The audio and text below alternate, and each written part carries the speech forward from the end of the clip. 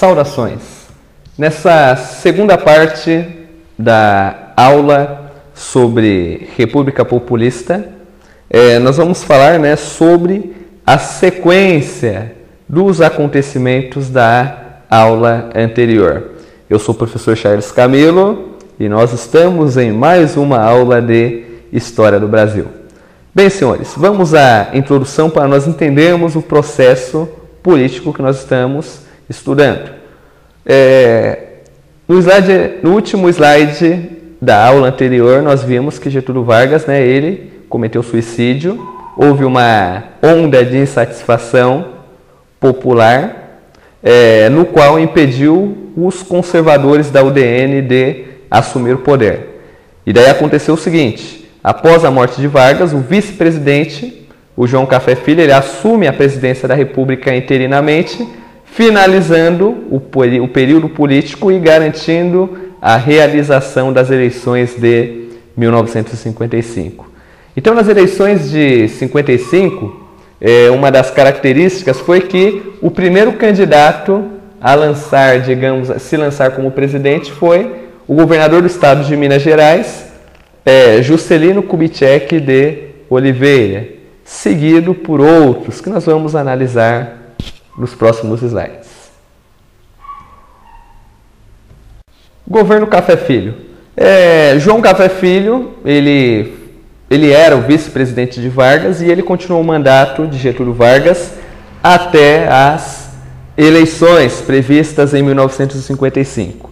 Então, na questão econômica, o Brasil estava passando por uma grande recessão em virtude do aumento das taxas de inflação. Então, acabou acontecendo que, para incentivar a produção industrial e para evitar uma crise no Brasil, o presidente João Café Filho, ele formou uma equipe organizada por economistas liberais. Então, ele adotou ali algumas práticas liberais na economia, e dentre elas nós podemos citar uma norma conhecida como Instrução 113 da SUMOC, e por essa norma, para incentivar a produção industrial, foi permitido às empresas que comprassem equipamentos industriais no exterior. Só que, geralmente, essa norma ela acabou levando as empresas a adotarem, digamos, uma medida ilegal. Várias empresas compravam equipamento industrial obsoleto, com valor superfaturado. Então, assim, eles faziam o quê? O dinheiro que sobrava eles enviavam para o exterior. Então, de certa forma, era algo ilegal, só que era tolerado pelas autoridades, porque a legislação tributária nessa época ela era bastante deficiente na questão das punições. Então, em 1955 foram organizadas as eleições. Juscelino Kubitschek de Oliveira, governador do estado de Minas Gerais, e João Goulart, ministro do Trabalho do presidente Juscelino, eles fizeram uma aliança. E por essa aliança, o PSD, que era o partido dos latifundiários, se uniu com o PTB, que era o partido das classes urbanas. Contra Juscelino, a UDN lançou um candidato que foi um líder tenentista, o Juarez Távora.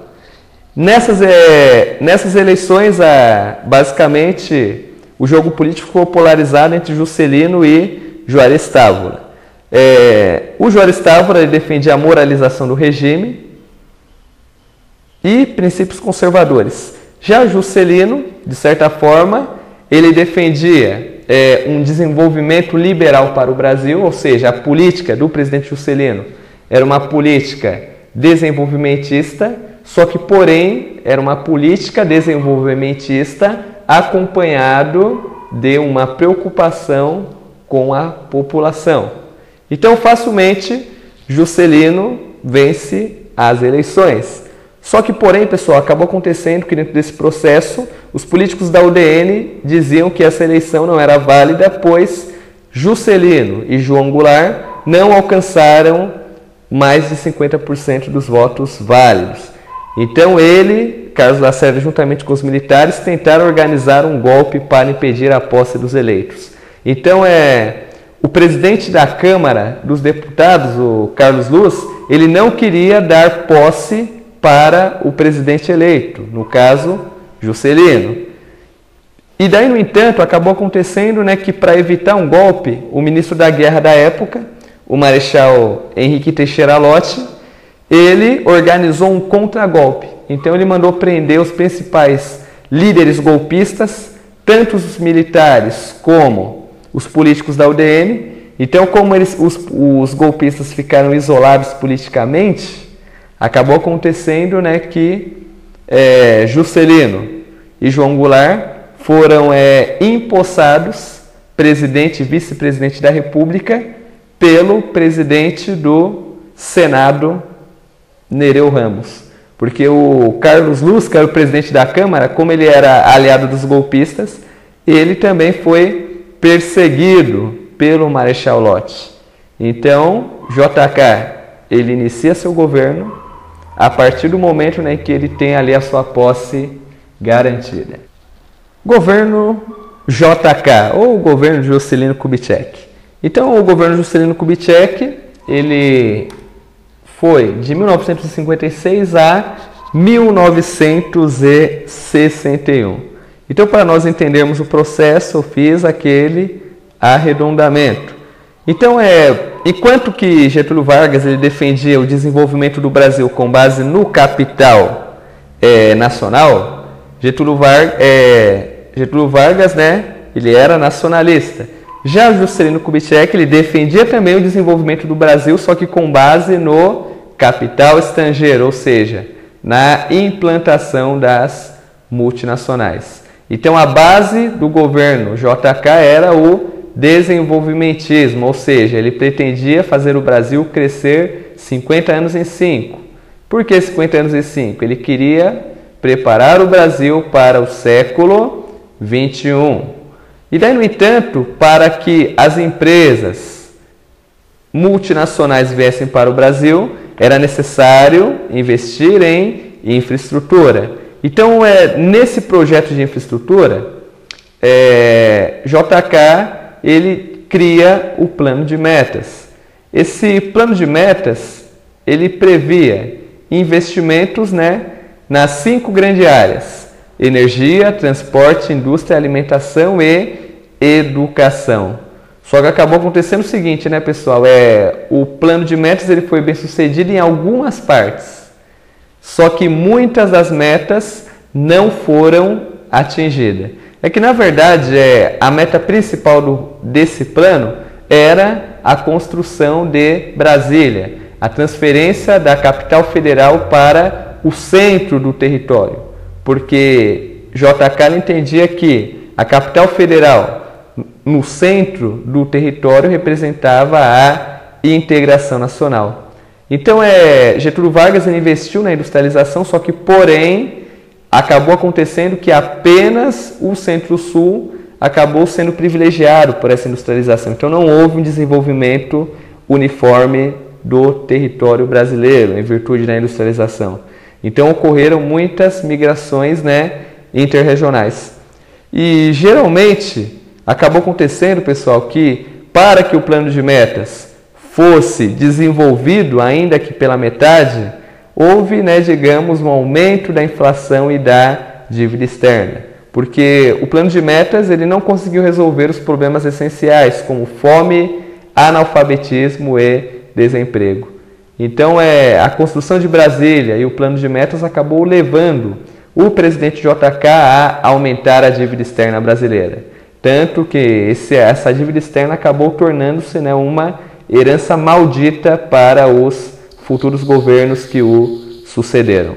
Então, acabou acontecendo que os setores rurais eles não se beneficiaram contra o governo, eles não se beneficiaram com a modernização proposta pelo governo, então a agricultura acabou, de certa forma, né, sendo abandonada.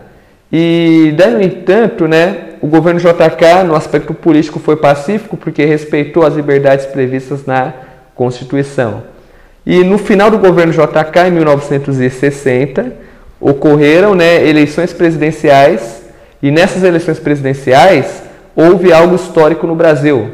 Pela primeira vez, um político de oposição foi eleito presidente da República. Lembrando que na época não existia eleições para presidente e para vice-presidente.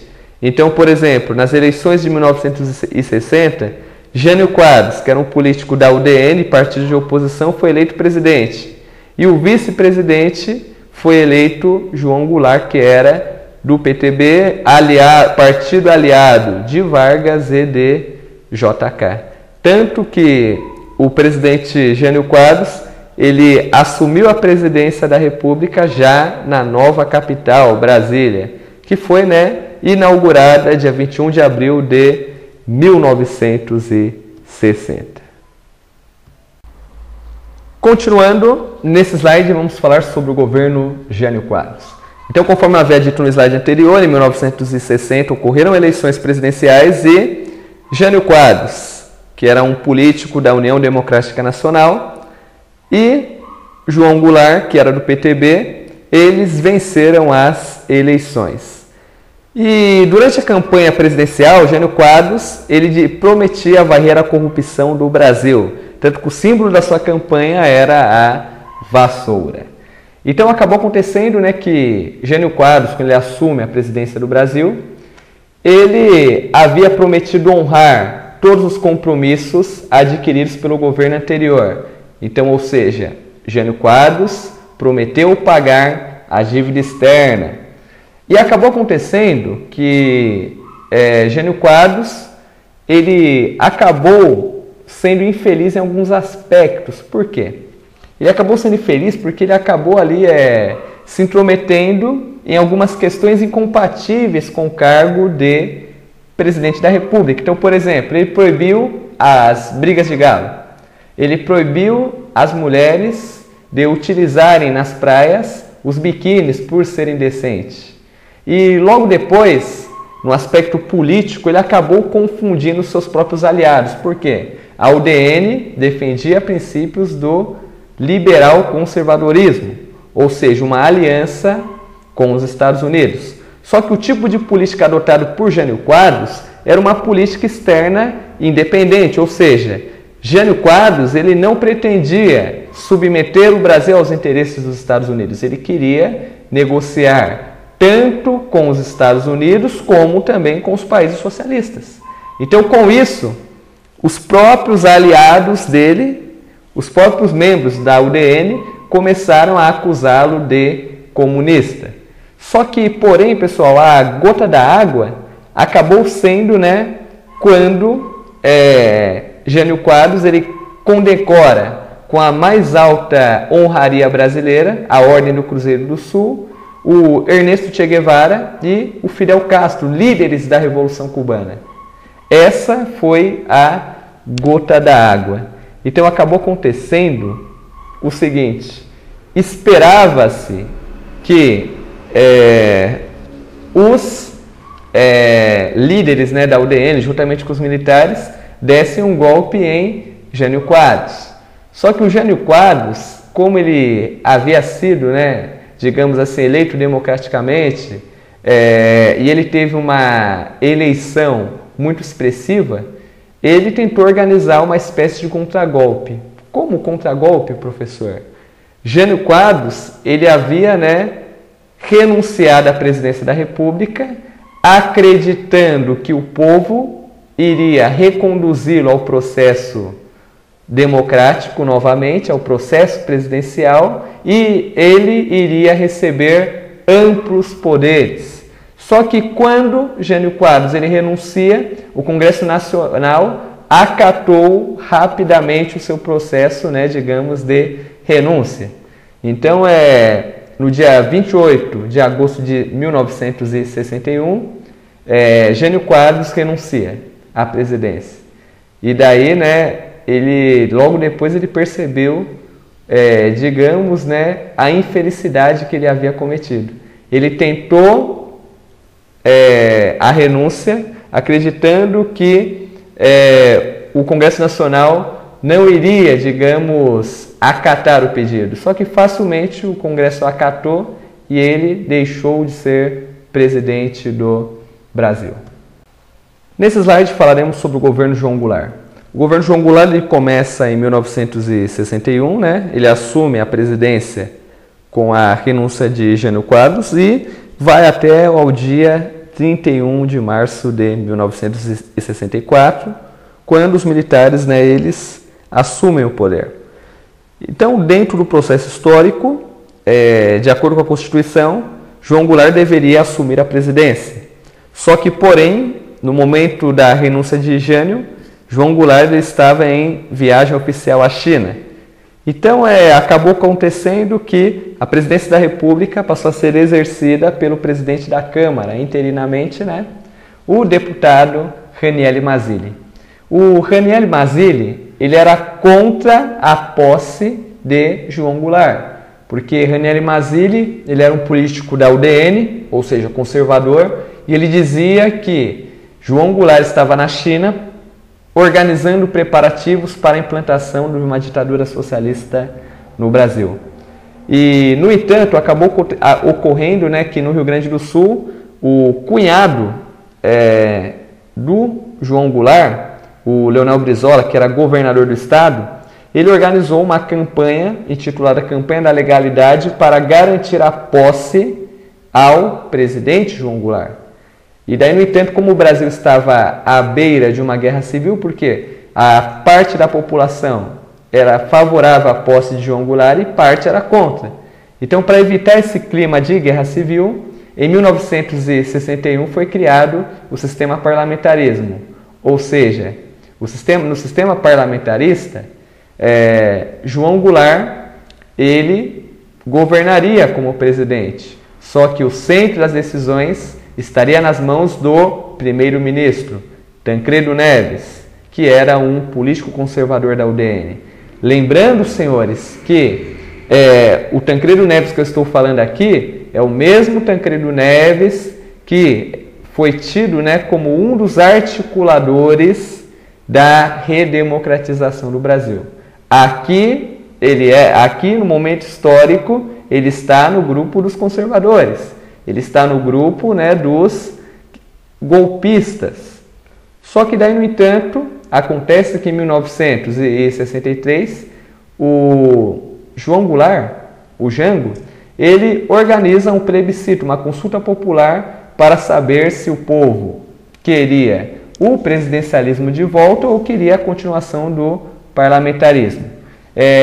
No resultado desse plebiscito foi bastante expressivo. Por quê?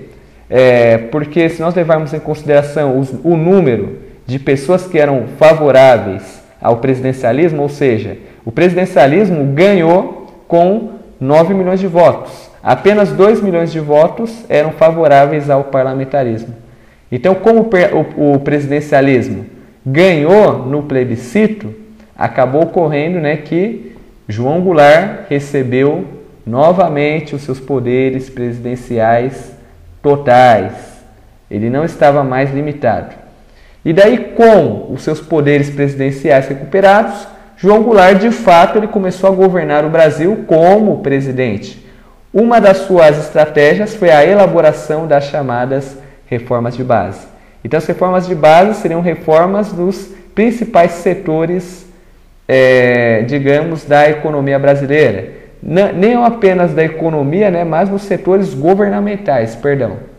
Então, os principais setores que seriam afetados pelas reformas. Reforma agrária, reforma administrativa, reforma bancária, tributária, eleitoral e educacional. Então, iria ocorrer reformas nessas áreas que eu disse para os senhores. Só que, porém, ocorreu que existiam pessoas que eram favoráveis e pessoas que eram contra. Por exemplo, quem era a favor da reforma de base? Os movimentos sociais. Movimento estudantil, movimento católico e movimento operário. Quem era contra? Grandes empresários, o alto clero da Igreja Católica e os altos oficiais das Forças Armadas e organizações norte-americanas instaladas no Brasil, como o Instituto Brasileiro de Ação Democrática e o Instituto de Pesquisas e Estudos Sociais. Essas duas organizações, elas realizavam frequentes campanhas difamatórias contra o governo Jango, ou seja, Jango era acusado de ser socialista. E daí, no entanto, acabou acontecendo, né, que no dia 13 de março de 1964, o presidente João Goulart, ele organizou um comício das reformas de base em frente à Estação Central do Brasil, no Rio de Janeiro. E nesse comício ela assinou um decreto que nacionalizava todas as refinarias de petróleo particular e outro que desapropriava as terras para a reforma agrária. Então isso acabou sendo a gota d'água. Nesse comício, o presidente Jango, ele reuniu cerca de 150 mil pessoas. Só que, em resposta ao comício das reformas de base, os conservadores, eles organizaram no dia 19 de março de 64 a Marcha de Deus pela Família com a Liberdade. Então é nessa Marcha de Deus pela Família, Marcha da Família com Deus pela Liberdade, perdão, sempre me confundo nesse termo, os conservadores reuniram cerca de 500 mil pessoas. 500 mil pessoas foram às ruas para pedir a intervenção militar no Brasil. Ou seja, a população saiu às ruas pedindo para que os militares destituíssem o presidente João Goulart e assumissem o poder. Então nós temos que levar em consideração que quando nós falamos golpe militar, ditadura militar, não foram só os militares que organizaram o golpe, houve a participação de civis. Então nós não podemos dizer que foi ditadura militar, foi uma ditadura civil-militar, porque houve uma participação do povo, uma participação massiva. 500 mil pessoas marchando contra um governo democraticamente eleito, democraticamente constituído. Voltando à questão, na semana seguinte à marcha, houve uma revolta de marinheiros. Então, ou seja, hoje houve uma revolta de marinheiros lá no Sindicato dos Metalúrgicos na Guanabara e, de acordo com o regulamento militar, quando um oficial das Forças Armadas ele organiza uma manifestação, ele deve ser severamente punido. Só que o presidente Jango, ele apoiou o movimento grevista dentro das Forças Armadas e anistiou todos os militares envolvidos. Anistia, perdão, por crime político. Então, com isso, ele acabou desagradando os militares. Então, os comandantes militares, juntamente com os governadores Carlos Lacerda, do estado da Guanabara, Adhemar de Barros, de São Paulo, e Magalhães Pinto, do estado de Minas Gerais, eles organizaram um golpe militar contra o presidente João Goulart. Só, pessoal, que nós temos que levar em consideração que existia uma resistência para proteger o presidente João Goulart. Se João Goulart quisesse, ele poderia organizar a população para defendê-lo. Só que, porém, o presidente João Goulart, ele tentou de todas as formas evitar um possível derramamento de sangue brasileiro. Ele procurou evitar uma guerra civil. Então, o próprio presidente João Goulart, ele renunciou à presidência da República. Ele renunciou à presidência para evitar um possível derramamento de sangue. Então ele renuncia à presidência e a presidência da República, né, ela passou a ser preenchida pelo presidente da Câmara, o deputado federal Ranieri Mazzilli. Então acabou acontecendo, né, que o fim do governo João Goulart culmina com o fim da República Populista.